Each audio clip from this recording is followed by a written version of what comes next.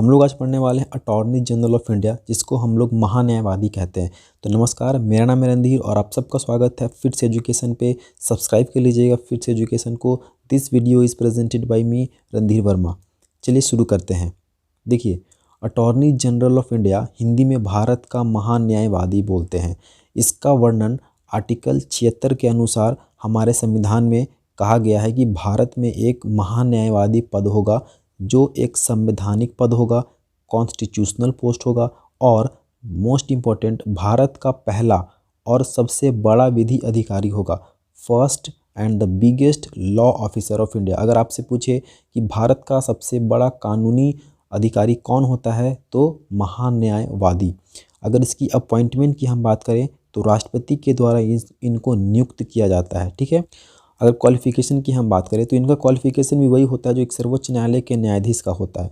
क्या होता है देख लो यहाँ पे, भारत का नागरिक होना चाहिए, सिटीजन ऑफ इंडिया होना चाहिए, या उच्च न्यायालय में न्यायाधीश होने चाहिए 5 वर्ष के लिए, हाईकोर्ट में जज होने चाहिए 5 वर्ष के लिए, ठीक है, या उच्च न्यायालय में अधिवक्ता होने चाहिए 10 वर्ष के लिए, हाईकोर्ट में एडवोकेट होने चाहिए 10 ईयर्स के लिए। तो ये 3 कंडीशन आपको फॉलो करने हैं। तीनों में से कोई एक अगर आप है तो आप बन सकते हो अटॉर्नी जनरल ऑफ इंडिया।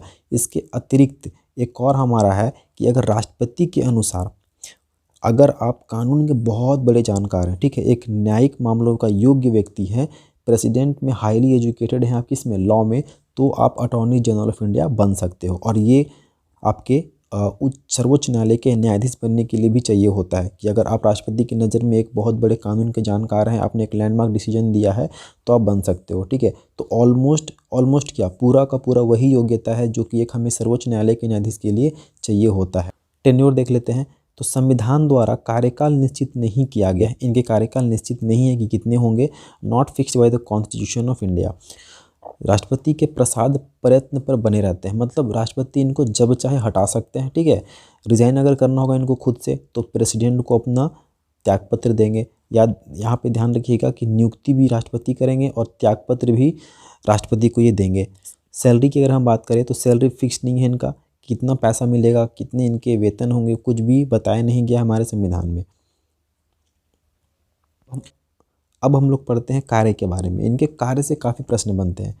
जैसे यहाँ पे देखिए, भारत सरकार को कानूनी सलाह देते हैं, give advice to the government of India. ठीक है, GOI का मतलब है गवर्नमेंट ऑफ इंडिया।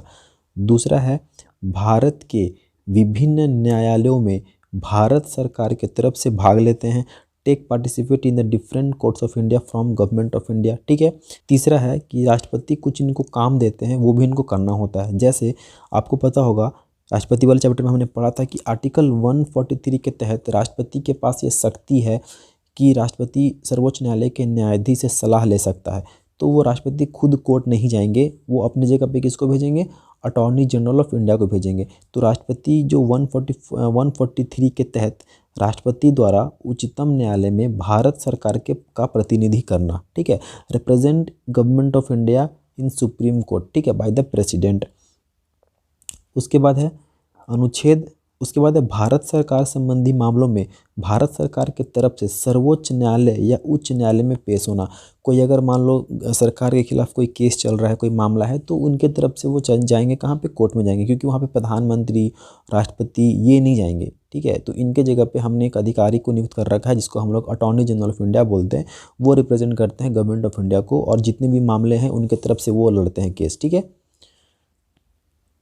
महान्यायवादी के अतिरिक्त भारत सरकार में 2 अन्य कानूनी अधिकारी भी होते हैं इनकी सहायता के लिए, अटॉर्नी जनरल ऑफ इंडिया की सहायता के लिए। पहला है आपका, देख लीजिए, भारत सरकार का महाधिवक्ता कहते हैं इसको, तो सॉलिसिटर जनरल ऑफ इंडिया। देखो, एक हो गया अटॉर्नी जनरल ऑफ इंडिया। अब इनके 2 सहायक अधिकारी भी होंगे। जो पहला होगा वो होगा भारत सरकार का महाधिवक्ता, सॉलिसिटर जनरल ऑफ इंडिया इसको हम कहेंगे। दूसरा है भारत सरकार का अपर महाधिवक्ता, additional solicitor general of India. ठीक है, additional solicitor general of India. तो ये 2 क्या करेंगे, ये हमारे जो अटॉर्नी जनरल ऑफ इंडिया हैं, जो महान्यायवादी हैं, उनकी ये हेल्प करेंगे। ठीक है। पहले अगर हम बात कर लें महान्यायवादी की, तो MC सीतलवाड़ करके एक थे, वो हमारे देश के पहले महान्यायवादी थे। ठीक है। अब हम इनकी शक्ति की बात कर लेते हैं। पहला यहाँ पे कि संसद की कार्रवाई में भाग ले सकते हैं, ठीक है, take participate in both the houses, number 1।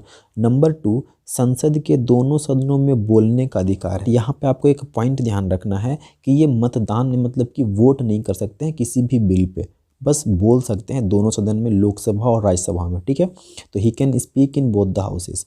Number 3 है कि भारत की किसी क्षेत्र में किसी भी न्यायालय में सुनवाई कर सकते हैं, right to participate in any courts of the India, ठीक है। भारत सरकार की तरफ से कोई मामला चल रहा है अगर किसी राज्य में, तो वहाँ पे वो भारत को रिप्रेजेंट करेंगे, वहाँ पे मोदी गवर्नमेंट जो भी है, मान लो कि अभी मोदी सरकार है, तो उनके तरफ से वो जाएंगे केस लड़ने के लिए, ठीक है। संसदीय समिति का सदस्य भी नियुक्त किया जा सकता है, तो जो पार्लियामेंट्री कमेटी है उनके सदस्य भी ये बन सकते हैं, ठीक है, कंपलसरी नहीं है बट बन सकते हैं। और ये निजी कार्य भी कर सकते हैं, अपना प्राइवेट प्रैक्टिस भी कर सकते हैं, ठीक है। तो ये पॉइंट्स आपको याद रखना है इनके पावर से, जिसमें मोस्ट इंपॉर्टेंट है पहला, दूसरा और तीसरा। उसके बाद इनके कुछ लिमिटेशंस भी हैं, शक्ति इनको दी गई है, उनके बावजूद कुछ मर्यादा है, ठीक है, कुछ सीमाएं हैं, उनको हम देख लेते हैं। पहला है कि भारत सरकार की अनुमति के बिना कोई भी आपराधिक मामलों में व्यक्ति का बचाव नहीं कर सकते हैं, ठीक है। He should not defend any accused person in criminal without the permission of government of India. मतलब भारत सरकार के परमिशन के बिना भी व्यक्ति के लिए वो केस नहीं लड़ सकते हैं, नंबर 1। नंबर 2 है भारत सरकार के खिलाफ कोई सलाह या विश्लेषण नहीं कर सकते हैं।